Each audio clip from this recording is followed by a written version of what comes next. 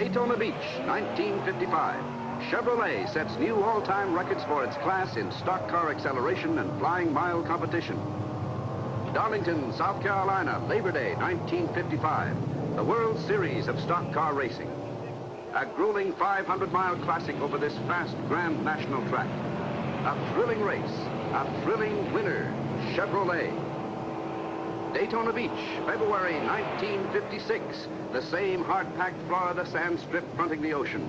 And hard-running competing stock cars fighting the clock in 1-mile acceleration tests and 1-mile time trials. A record-breaking pace with record-breaking wins in both events by Chevrolet. Sebring, Florida, March 1956. 5 2/10 miles of slick straightaway and treacherous curves.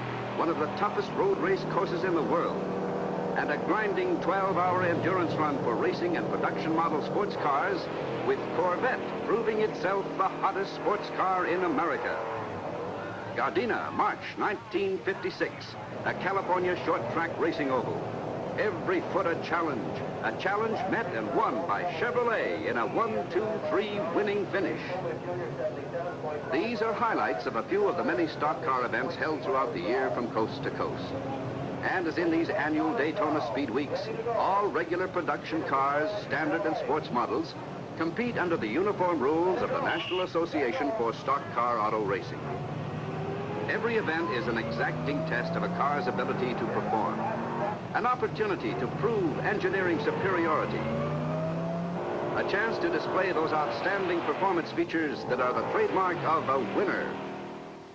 And here are official NASCAR results written into the record book. Results that substantiate Chevrolet's claim to leadership on the racing strips, and thus also on the highways. In 1955, Fayetteville, North Carolina, Gardena, California, Flat Rock, Michigan, Toronto, Canada, Baltimore, Atlanta, and 11 other short track wins for Chevrolet. A new record of 658 points, more than 3 times the number tallied by its closest competitor.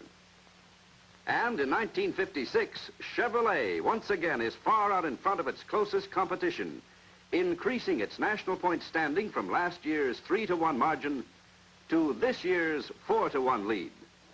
That's the Chevrolet habit, to come out on top in these tremendous power performances. The pulsing runs against the clock, the exciting contests of men and machines. But there's more than thrills and excitement in this growing American sport.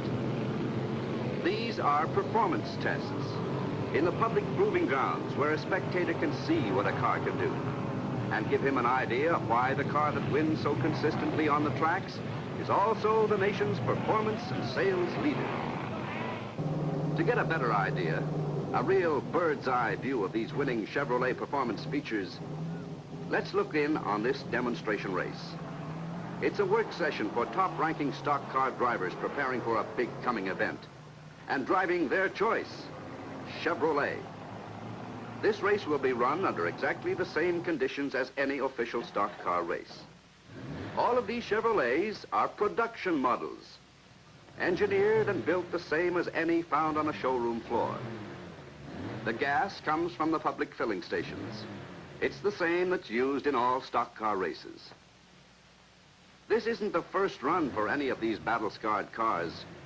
Along with the drivers, they've chalked up plenty of mileage and wins in the toughest competition. Outside of the dents and paint scratches, they still roll at peak performance. And this will be a hot run, too, with Jim Reed joining in. He's racked up the short track championship 3 years running, driving his choice, Chevrolet. Thoroughly checked, the cars swing out for their pacing run around the track. They jockey easily, getting the feel of the track, and hold formation for a good start.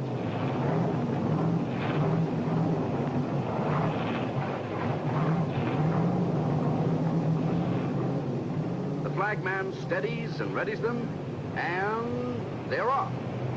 With that sparkling get-up-and-go power, so smooth on the takeoff, and soaringly smooth as the cars pick up speed, responding instantly to the touch of the toe on the accelerator. Almost frictionless transmission gives the peak efficiency that makes these and any Chevrolet the hot car. That's what pays off in these bruising short-track tests. Surgingly smooth power that never lets up and never lets a Chevrolet driver down on racetrack or highway. There's that power and some in reserve, too, when that extra bit of throttle is called for, just like these drivers call for it during a race. And they get it, too. That surefire accelerating response so vital for safe passing and getting out of the tight spots. And in these short track races, run in quarter-mile ovals that are practically one continuous turn, there are nothing but tight spots. Hitting those horseshoe corners at breakneck speed without excessive braking and drifting is quite a feat. But these drivers plow right into and out of these turns without any let-up. Or as they say, they stick their foot in it and keep going. That's because they know that the car they're driving's got body balance, and that it hugs the road as tight as the tires hug the wheel rims. They don't fight these curves. They ride them as fast as the natural physical laws will let them. And always with the solid assurance that the car will come out of the turns without rocking and rolling all over the track. Because even at this pace, pounding around the turns lap after lap, the car handles with smooth, easy responsiveness. All race steering provides maneuverability that makes the difference between a champion and an also-ran. This goes not only for the racing driver, but the everyday driver as well. And it's a comfort for the everyday driver to know that at any speed, he's got his hands wrapped around the safe, responsive steering wheel of a Chevrolet. During the long, lap-consuming, mile-eating turns around the track, about the only stop any of these cars ever makes is to change a tire or gas up. That's because Chevrolet is engineered not only to be kind to the car, but also to be kind to the owner as well. Under all everyday driving conditions, hardly any of which can duplicate the rugged routine of this racing oval, here's the car that provides fatigue-free, enduring, safe, and economical driving all the way down to the last lap. And here we are, after a long lap-churning run coming into the final laps. Just one more to go.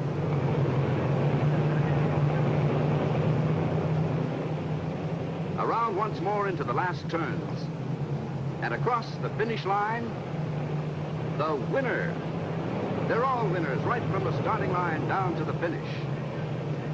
In this run with Chevrolet pitted against Chevrolet, the only difference between the winner and the runners-up is the caliber of the man behind the wheel. But when the chips are down, it takes more than driving skill alone to win consistently and smash records. It takes a car that can come up with a tremendous stock car performance like this one at Darlington, North Carolina, April 26, 1956. A 1956 Chevrolet 210 blazes around the track to shatter a current record established in 1954 and set a new endurance and performance record for the NASCAR 24-hour closed course endurance run.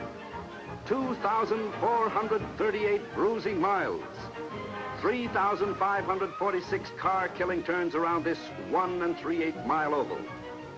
An average of 101.58 pace blistering miles per hour for 24 consecutive hours, topping the previous record by 280 miles, with an increased average speed of 11.69 miles per hour. And this includes the time taken for gas stops and tire changes. Here is a roaring true-to-life test to the utmost of endurance, of shocks, spindles, hubs, wheels, steering arms, brakes, and every mechanical unit and nut and bolt in the car. A 24-hour run, rigorously demonstrating the overall road pounding a car can withstand, far in excess of everyday driving demands. In this amazing run, the record-blasting Chevrolet stood up to the test. Demonstrated beyond an iota of doubt or argument that this is the hottest car in its class. That Chevrolet is America's automobile leader, the swiftest, surest, safest performer on the highways today, and a big winner all the way